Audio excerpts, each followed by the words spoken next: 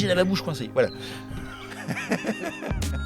J'ai la babouche coincée, qui sera le titre de l'épisode.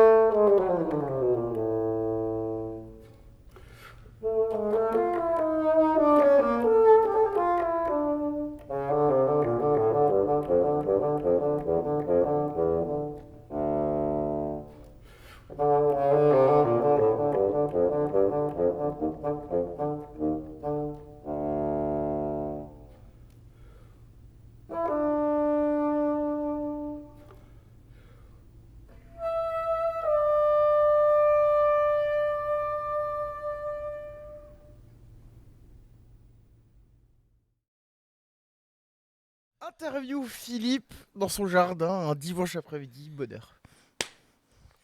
Interview Philippe par Gérald dans mon jardin, magnifique. Bonjour Philippe, Bonjour mon cher ami Gérald. bravo pour ces valses de mignonnes. Yo, c'est chanty. Pas de rien. Bah on va commencer par ça. Pourquoi avoir choisi ces valses de mignonnes? Parce qu'elles sont mignonnes. Oui, c'est couillon. Ah, mais c'était trop facile. Oui, mais ça sera gardé. J'ai pas pu résister. Pourquoi? Parce que c'est une musique qui est assez peu connue, que moi j'adore. Parce qu'on dit valse de mignonne, mais mignonne c'est un compositeur. Oui, alors pardon, voilà. C'est Francisco. Mignonne, c'est un compositeur brésilien. Absolument. Qui a écrit beaucoup de musique pour basson. Moi, j'ai découvert fortuitement, on m'a fait découvrir plutôt ces valses de Mignonne à Prague. Quand j'étais en Erasmus là-bas, c'est en 91. Et c'est James Reed, un fagottiste canadien, qui avait ses partitions. Parce que c'était pas joué du tout à l'époque. Pas du tout. Enfin, moi, je connaissais pas. Pas à l'époque, j'étais jeune, je connaissais pas beaucoup tout le répertoire, bien évidemment. Il m'avait filé ça. Et le problème, c'est qu'il y a une valse sur deux était très mal photocopiée, je ne pouvais pas les travailler. Donc j'avais vaguement regardé quelques valses. J'ai trouvé ça plutôt sympa. J'avais enfoui ça dans un espèce de dossier que j'ai perdu depuis le temps. Caché au fur et à mesure des déménagements. Exactement.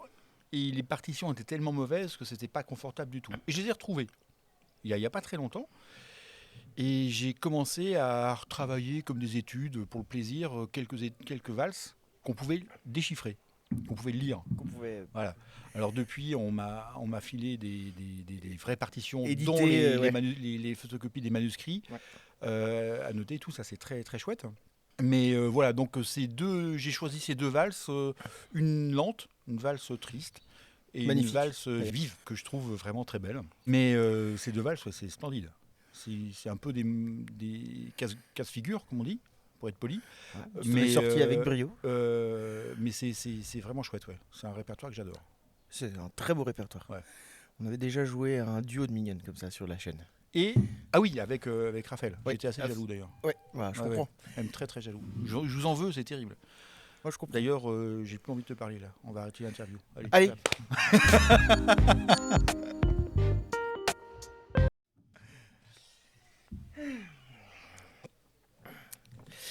Tu m'as parlé de Prague. Oui. Une des premières questions qui me vient à l'esprit, Comme ça, pouf. c'est de savoir ton parcours. J'ai commencé le piano. J'ai arrêté la musique parce que j'aimais pas ça du tout. C'est vrai, je savais oui, pas. c'est vrai. Ouais, j'ai continué le solfège par contre, parce que ça j'aimais bien. À 9 ans, je faisais du solfège. Étrange. Après, je voulais faire du jazz. Moi, c'était mon obsession. Ok. Je voulais faire du jazz et du foot. C'était mes deux grands trucs, tu vois. Parce qu'il y a des gens à 12, 13, 14 ans, ils ont des révélations. Ouais. Ils ont lu Proust et ils deviennent écrivains. Ils ont entendu du basson, ils deviennent des grands bassonistes. Et toi, moi, t'as à 12 ans, entendu? Ce qui m'intéressait, c'était les figurines Panini de football pour remplir les albums ou les stations de ski, les plans de pistes. Non, mais c'est vrai, hein, c'était ma passion. Je te crois. Oui, mais t'as dû avoir une révélation pour le jazz puisque tu. Et la cuisine. C'est le jazz, toujours vrai. Alors le jazz, le ski aussi.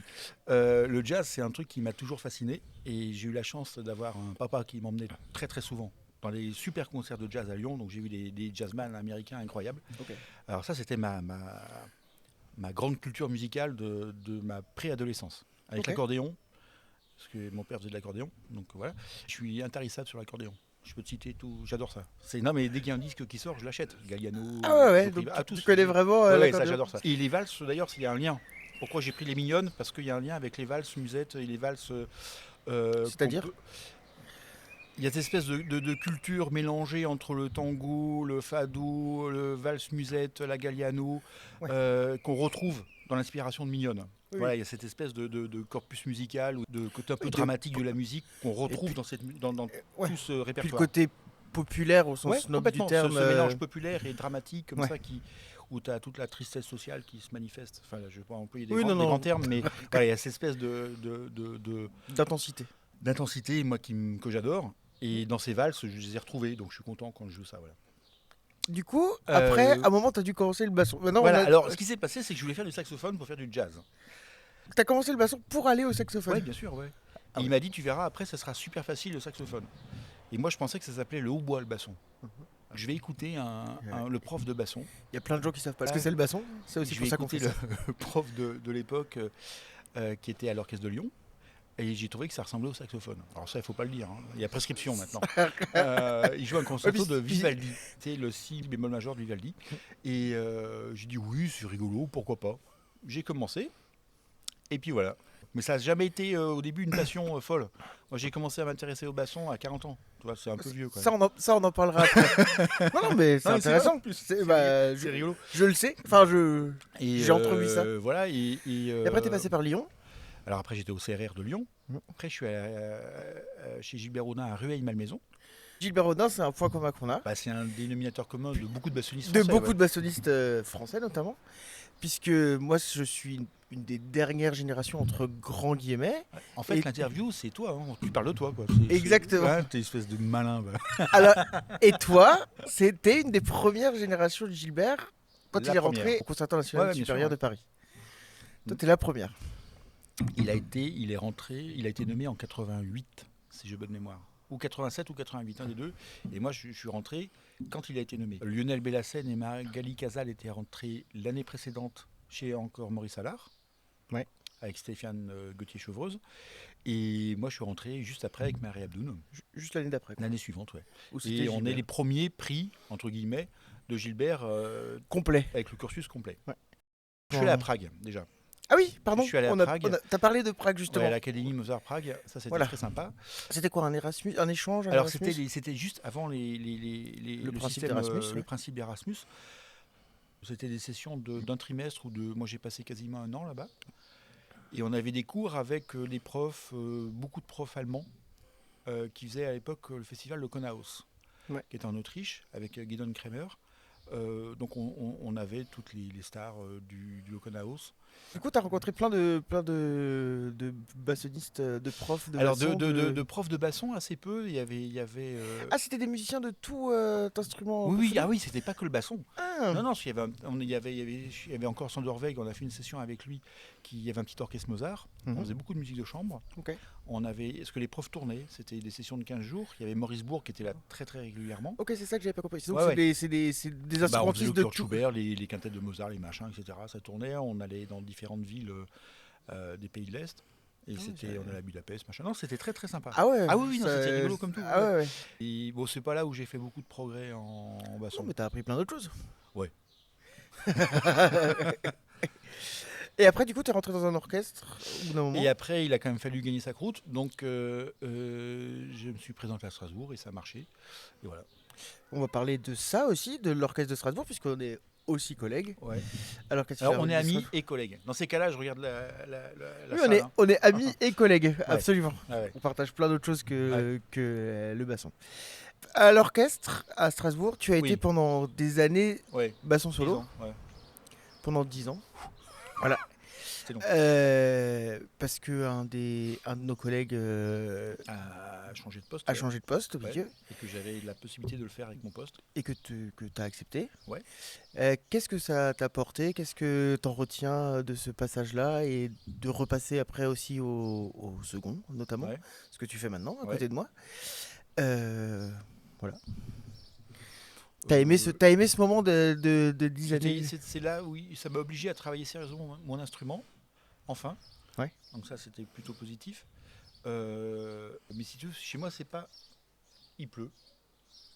Ah non, c'est un oiseau qui est dans la gouttière qui fait tomber de l'eau. Comment ça? Et la caméra? Le pigeon, là. Ouais, oh. Et en plus, il va faire des chiures dessus. Oui, il a craqué, ton pigeon. Ouais, alors tu disais, pour les différents postes, quand tu es au premier, c'est intéressant, c'est chouette, il faut bosser son instrument, donc ça c'est très, très, très intéressant. Je trouve, et c'est ce qui m'a fait reprendre un poste de second quand la question s'est posée, c'est que c'est, en ce qui me concerne, et ça c'est très personnel, c'est beaucoup de stress pour 22 secondes de gloire éphémère, parce que peu de monde l'entendent le basson dans le jury, voilà. Justement, un bon lapsus. Ouais, alors quand tu as joué le sacre plusieurs fois, le boléro, la 9e de Shosta, tout ça, c'est sympa, t'es content, ça s'est bien passé, ok. Après, après, c'est un choix très personnel. C'est aussi un choix de vie. C'est un choix de vie. Moi, il y a beaucoup de choses qui me passionnent à côté. Je le sais, c'est pour ça que je dis ça. Ouais, voilà, et l'enjeu, c'est de pouvoir s'éclater avec un super basson solo, comme c'est le cas avec Raphaël Angster, où c'est un vrai bonheur. Coucou Raphaël. Bonjour Raphaël. Qui est dans la première vidéo de la chaîne, donc allez la voir. Et ça, c'est un vrai plaisir, ouais. Moi, je trouve mon compte à 100%. Même si des fois, effectivement, il y a 2-3 trucs que j'aimerais bien jouer ou rejouer parce que c'est de la belle musique, c'est chouette et je sais que j'aime bien jouer ça. Mais c'est pas du tout une obsession. Autant jouer le Kurt Schubert, ça je pars demain matin, ça y a pas de souci. Ou même une valse mignonne ou un truc comme ça, je suis très content.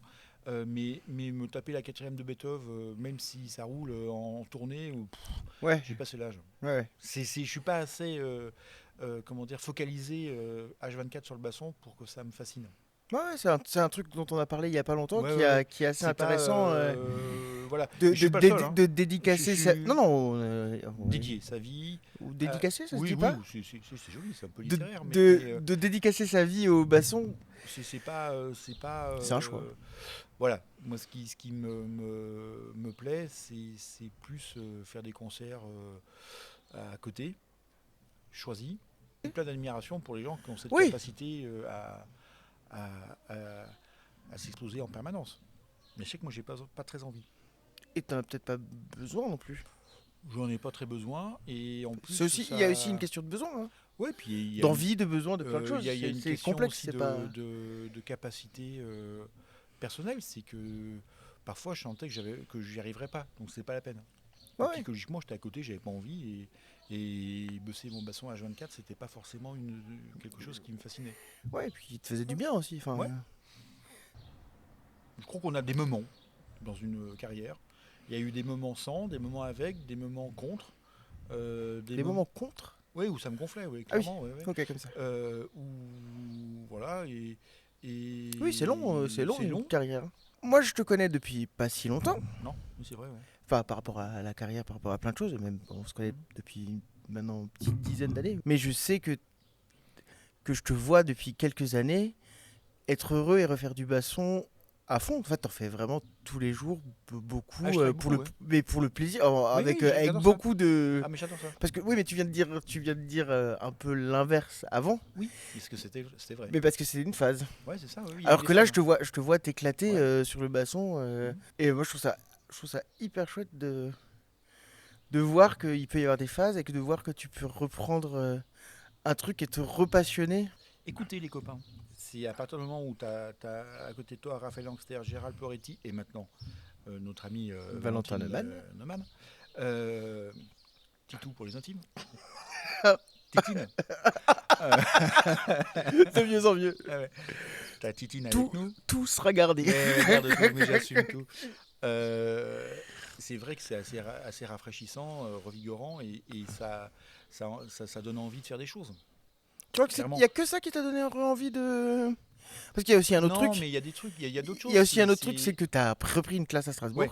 Le directeur du CR de Strasbourg m'a proposé une demi-classe pour prendre la succession d'un prof qui partait à la retraite.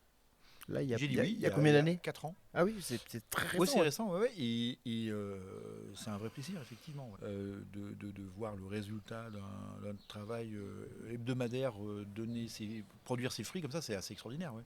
Et de voir des mômes qui s'accrochent au basson tout d'un coup alors que rien n'est prédestiné et qui veulent absolument faire ça, c'est une vraie responsabilité déjà pour le prof. Ouais. Donc c'est assez angoissant et questionnant. Et de les emmener évoluer, c'est assez chouette, ouais. Oui, tu te questionnes beaucoup parce que tu es très passionné par ça. Vraiment, c'est assez impressionnant à côté. Après, si tu as un tant soit peu de conscience professionnelle, tu es obligé de te passionner parce que quand tu as des ados qui te disent qui font des choix de vie importants. Être musicien professionnel, tu fais oups, il faut que je m'en occupe et je peux pas leur raconter n'importe quoi, ni aux parents, ni à soi-même déjà, il faut pas se mentir, il faut pas être dans le déni. Est-ce que je suis à la hauteur? Est-ce que oui, je peux les emmener à ce niveau-là pour qu'ils se présentent à Et, Paris ou éventuellement. et après, les laisser à quelqu'un d'autre. Et Ah bah ça c'est après... avec plaisir. Oui, non, mais... Ça c'est au contraire, c'est hyper important. Mais Oui, ça fait c'est un... partie du ouais, ouais, cheminement de mais c'est pensée tout à fait, ouais, mais qui est pas si évident de savoir laisser au bon ah moment, bah, c'est indispensable. de savoir laisser au bon moment, C'est au bon endroit les gens. un vrai travail et une vraie responsabilité. Alors ça c'est passionnant. Après, il y a un truc assez basique, c'est qu'il faut avoir des trucs à raconter quand on enseigne. Donc si t'es pas très très affûté sur ton instrument, c'est compliqué. Donc il faut, moi je pense qu'il faut vraiment beaucoup travailler. Des fois tu leur joues des trucs, moi je leur joue Quand même, montrer l'exemple par Non, l'exemple. je leur joue un truc que j'ai travaillé, qu'ils sont en train de travailler, pour qu'ils Oui. entendent un petit peu, voilà. Donc ça te permet de travailler quand même ce qui se passe et d'être à niveau.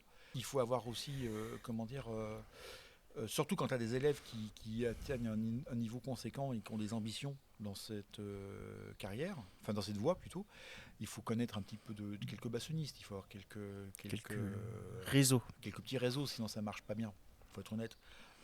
Donc c'est pour ça que... Et même pour les élèves, pour Et leur surtout, apporter, pour leur apporter genre des masterclass, Mais c'est ça, il faut qui soient écoutés par d'autres, qu'ils un peu sentent que leur stressés. prof a une vraie ouverture sur le monde extérieur du basson, et puis il peut les guider. Et même pour écouter d'autres versions, pour Ouais, écouter, bah là, connaître un peu exactement, il faut connaître qu'ils un peu le écoutent tout, il basson. faut qu'ils aillent au sud de Paris écouter les auditions, ce qu'on a fait, etc. C'est vrai. C'est hyper important. Donc il faut avoir quelques entrées, sinon ça ne marche pas. Ouais. Ça c'est sûr. Et bah, ça c'est grâce à vous, c'est grâce à tous les gens qu'on connaît, tout le milieu du basson, Oui. qui s'entraident en Ouais. plus. Et ça c'est très chouette. Ouais. Donc quand tu rentres dans cette fabrique de jeunes musiciens, c'est assez extraordinaire. Ouais. Une des questions récurrentes de l'émission, c'est quelle Oui. est ta dernière épiphanie Bravo. Premier coup.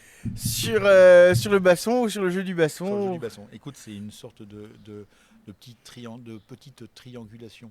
Je t'explique. Une triangulation. Un truc à 3 bandes. Oui, non, mais... C'est Concertino de Beach, première partie, Ouais, que tu as fait jouer à un de tes élèves. que mes élèves a travaillé. Il s'est trouvé que Marie Boichard a sorti un album Timbre où elle le joue. Et moi, je le retravaillais. Et on a travaillé sur le vibrato, sur les liaisons, sur la couleur du basson français avec ses harmonies post-poulenquiennes avec des neuvièmes renversés. Enfin, des trucs qui sonnent hyper bien. Mieux au piano qu'avec l'orchestre Ouais. d'ailleurs. Enfin bon, ça c'est un choix personnel.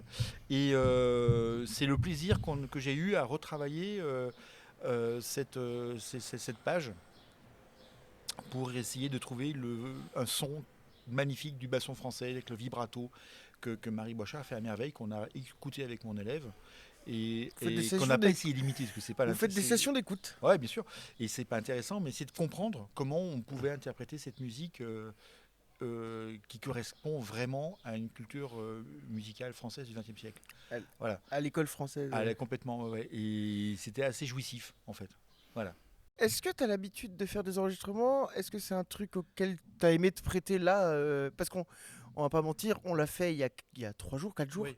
il y a quelques jours, et après on a été pris par le temps parce qu'on travaille, on est allé faire de l'opéra, on est allé faire Turando, donc on n'a pas eu le temps de faire l'interview, donc on l'a fait dans ce dimanche après-midi. Un dimanche à la campagne. C'est vachement plus sympa, on est d'accord. Mais en ville. Mais en ville. Mais du coup, est-ce que c'est un truc que tu as l'habitude de faire, t'enregistrer tout ça, que t'aimes faire, ou ça c'est... J'en suis à mon 42e CD, évidemment que je le sais. Non, j'adore ça, mais oui, non, c'est hyper intéressant à faire. Ce que j'ai bien aimé dans cette séquence, c'est qu'on avait très peu de temps. Ouais. En gros, on avait 2 heures, parce qu'on avait Turandot juste après, ou Turandot, je sais pas comment on prononce. Et on faire tout ça entre le montage du matériel, tout ça, c'était vraiment short. Ah, c'était séquencé. C'était le moins qu'on puisse dire. Et ça crée une petite tension qui est très sympa.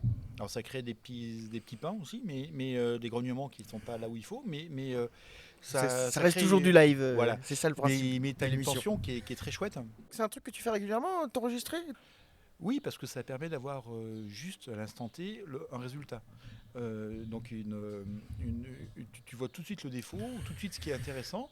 Alors il ne faut pas le faire régulièrement parce que souvent parce que ça déstabilise, puis ça prend du temps, puis on peut perdre mal de temps travailler aussi, ouais. avec ça. Il faut faire attention, mais c'est hyper intéressant. Oui, tu travailles pas tout avec ça. Non, mais il y a des trucs où tu te dis bah tiens je joue par corps et en fait je mange une croche à chaque fois. Oui, Et mais en tu fait, t'en as- tu le fais comme un ça truc. casse les mauvais réflexes. C'est ça qui est intéressant. Et tu Quand le fais comme un t'enregistres- truc d'échéancier, c'est-à-dire que tu te dis, bah tiens, mardi, Non. mardi, je vais l'enregistrer pour Du avoir tout. un Non, peu non, c'est en un train de- objectif. Bah, tu es en train de travailler, on parlait de beach, où on va, voilà, tu prends le concertino, tu te travailles des trucs, tu te dis, bon, là, ma liaison, elle est quand même moyenne, c'est machin. Ma liaison est moyenne, est-ce que ce doigté, ça sonne bien, tout, machin. Tu t'enregistres, tu regardes, non, c'est une mauvaise piste, t'écartes direct. Ouais. Et Oui, si t'arrives pas à le faire 3 fois d'affilée, ta liaison, voilà, c'est que c'est pas le bon doigté. Il y a un souci. Alors, ce qui est intéressant, c'est de garder en mémoire quand tu t'enregistres pourquoi ça marche pas, pour être en capacité à avoir ton propre jugement tout de suite sans être obligé de t'enregistrer. Oui. C'est ça qui est intéressant. Et Ouais. ça, c'est pour ça qu'il faut y aller, il me semble, avec modération. Mais cela dit, moi C'est je comme sais. les gugus qui travaillent toujours avec un accordeur. Non, ouais. C'est le meilleur moyen de plus avoir d'oreilles. Donc il faut faire très attention. C'est-à-dire, moi je sais que j'utilise. Moi j'utilise pour 2 choses l'enregistrement, pour avoir un but, c'est-à-dire que je me dis Alors, il y a mardi, ça aussi, mardi ouais. j'enregistre. Et il y a un autre truc, c'est que je sais que quand j'enregistre, parfois je suis même pas obligé d'écouter l'enregistrement, mais ça m'oblige à écouter tout ce que je fais. Ah bon, on joue différemment, oui. En fait, du coup, tu t'écoutes différemment. Carrément, ouais, bien sûr. Et ça, c'est assez intéressant. Il faut Ah, pas mais- le faire tout le mais temps c'est non un plus parce que exercice qui est- sinon voilà. ça rend fou. Mais c'est comme l'accordeur, c'est comme tous ces L'accordeur, subjectifs là. l'accordeur, c'est vraiment un truc de vérification, Ouais, pas plus. pas plus. C'est C'est quand t'as un doute, c'est quand t'as un bon doute et tu te dis bon Exactement, là. puis tu t'aperçois que si tu fabriques pas tes propres tempéraments, tes instruments en fonction des gammes, ça marche pas. Sol majeur, tu joues pas comme en si bémol, rien à faire. C'est pas les mêmes timbres, c'est tout pareil. Ouais, c'est mais pas et même à l'orchestre, harmonique, il y a des trucs que tu joues pas pareil, pas avec le même Non, temps. mais c'est ça, c'est que si tu fabriques pas une oreille complètement disponible en fonction du tempérament que tu dois utiliser, t'as joué juste. Ça c'est évident. Ouais. Et généralement, quand tu joues avec des gens qui ont l'accordeur branché sur C'est parfois l'instrument, plus compliqué. c'est toujours faux. Ouais, c'est parfois, Ça c'est une constante. Hein. c'est parfois c'est- plus compliqué. Puis c'est comme si tu jouais avec le métronome avec d'autres. C'est aussi débile. Oui. Ouais, après, Autant le métronome c'est un truc qui est génial comme dans le travail, autant il faut être en capacité de l'enlever. En tout cas, dans la musique classique et vivante. Ouais, c'est un vrai problème. Parce Faut faire qu'il attention. y a à d'autres, ces il y a d'autres subjectifs. musiques où il y a des Ouais. kicks et tout ça, mais Et c'est vrai que chez nous, ça n'existe pas trop. c'est moins dangereux, mais il faut faire gaffe. Moi, je trouve qu'il faut faire attention. Moi, je trouve qu'il faut pas en abuser non plus. Ouais. Mais par contre, que c'est un super outil que j'utilise aussi régulièrement. Ah ouais, non, pour la Goubaïdouina, pour les multiphoniques, j'en suis servi un petit peu pour entendre. Mais la Goubaïdouina, c'est hyper intéressant à travailler. Alors ça, c'est la petite séquence C'est la- soniste. Ouais. Instrumentalement, techniquement, c'est génial à travailler parce qu'on est obligé de regarder les quarts de ton, les multiphoniques et de créer des multiphoniques qui ressemblent à quelque chose. De créer des ambiances, des bonnes Et harmoniques, voilà. des. Des trucs qui sont pas trop déviants et ça montre aussi, hors la musique, hein, ça c'est encore un autre problème, et que l'instrument a des possibilités énormes. Et ça c'est vraiment intéressant. Et surtout en Qu'on exploite duo. depuis peu. Voilà, et en duo, ça crée des combinaisons qui sont très très chouettes. Et en plus, Goubaïdouina, c'est une compositrice assez extraordinaire. Mais c'est une pièce avec une telle ambiance, et Tension une incroyable. telle tension. Il y a une C'est- dramaturgie incroyable. Non mais c'est hyper bien écrit, surtout Ah non, mais c'est pour le génial. basson. Ouais, c'est hyper C'est sympa. ouais, Ah ouais. c'est hyper bien pensé. Ah, carrément, ouais, ouais. Ouais. Et quand on l'avait joué, quand on l'a joué pour Musica, c'était des concerts avec une formule très rigolote où il n'y avait qu'une personne dans le public. Concert Deux. pour soi, Ah ouais, concert pour soi, c'est ça. Ouais, dans des très beaux endroits. ouais, dans un insolite, comme ça. Et tu t'apercevais que les gens qui ne connaissaient pas du tout la musique ressortaient totalement par cette musique. Et ça, c'est intéressant. Oui, C'était un grand. parce qu'on leur jouait que ça. Ouais, une grande surprise en ce qui me concerne. D'échanges et tout ça, ouais. Ouais, de... c'était très chouette. Et à jouer, on a pris un plaisir. Dans le bunker, là, c'était un vrai C'est bonheur. incroyable. Ah ouais, c'était trop bien. Et puis surtout, on a vu les réactions, comme il y avait que un public, on voyait les réactions en live Ouais. de la personne. Et effectivement, c'est assez impressionnant à quel point Il y a ça que mes plaît. enfants, quand je travaillais, qui étaient désespérés. Ouais, tout seul et tout ça, c'est un peu effrayant. Et ils venaient voir, mais papa, c'est quoi tes bruitages là, c'est horrible. Ça grince, c'est moche. Alors qu'à deux, finalement, Ouais, ça passe bien. Ouais. ça passe hyper bien. Ouais, c'est très chouette. Ouais. Du coup, on parle de Sofia Goubiedina, Ouais. puisque c'est la prochaine œuvre qu'ils vont entendre, parce qu'ils le Ah savent oui, vous pas, l'avez ils pas le encore, savent, ils le savent pas encore, mais Ah ouais. Alors, Gérald et moi, on va vous jouer une sonate de folie. Vous allez voir, c'est un peu difficile, mais c'est trop bien.